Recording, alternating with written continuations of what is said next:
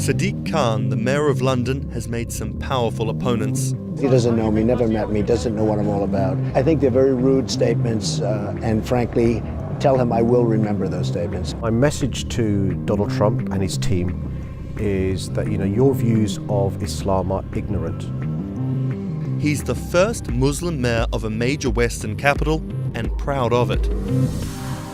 This is how Sadiq Khan went from the son of Pakistani immigrants to a lawyer, lawmaker, and now the mayor of London. Khan's parents emigrated from Pakistan. His father was a bus driver, his mother a stay-at-home seamstress. The 10-strong Khan family squeezed into a 3-bedroom flat in South London. He wanted to be a dentist, but TV in the 1980s convinced him otherwise. Objection! LA law with its swagger and ill-fitting suits caught Khan's eye. He graduated in 1991 with a degree in law from North London University and joined a human rights firm. Khan worked a number of high-profile cases, often clashing with London's Metropolitan Police Force. But he had bigger political ambitions. This is what being a new MP is like, squatting on a bench in the absence of an office, dealing with letters from constituents. Reports are just coming in of an explosion here in London. So there's just explosions, and then it was just smoke everywhere. Everyone's just asking what's happened.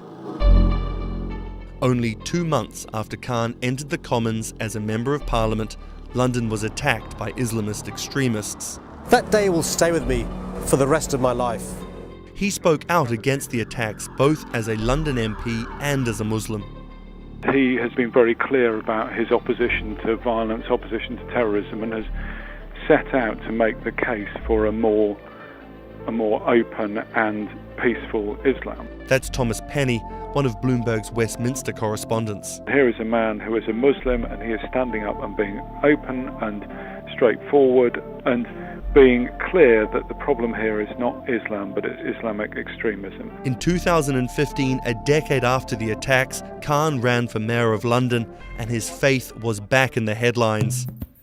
His opponent, Zach Goldsmith, trying to link Khan to radical Islam. The debate got again personal and nasty.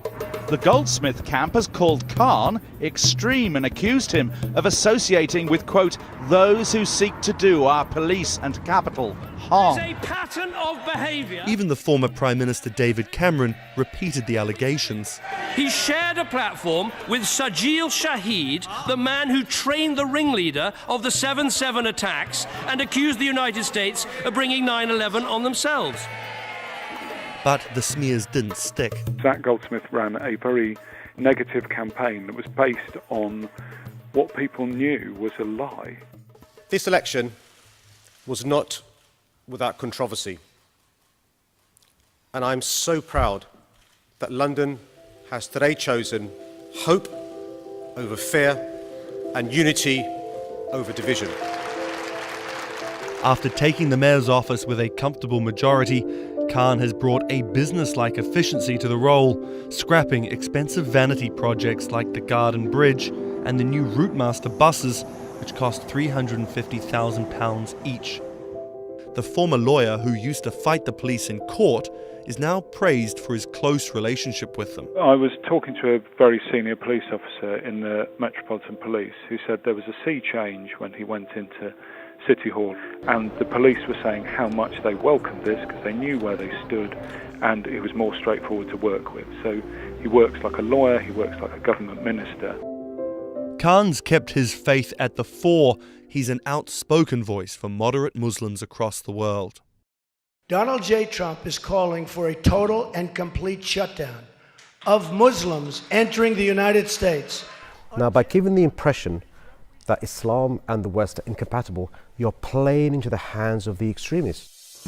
The ongoing spat between Khan and US President Donald Trump escalated when Trump went after Khan, misquoting him on Twitter just hours after the terrorist attacks of June 3rd, 2017.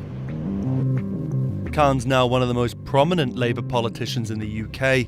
In fact, a recent poll of Londoners found Khan was more trusted to keep the country safe from terrorism than the Prime Minister or the Labour leader. His story of going from the son of an immigrant bus driver to the mayor of one of the greatest cities in the world plays well with Londoners. But can he appeal to the rest of the nation? Has Khan got his eye on the top job? And is the UK ready for a Muslim Prime Minister?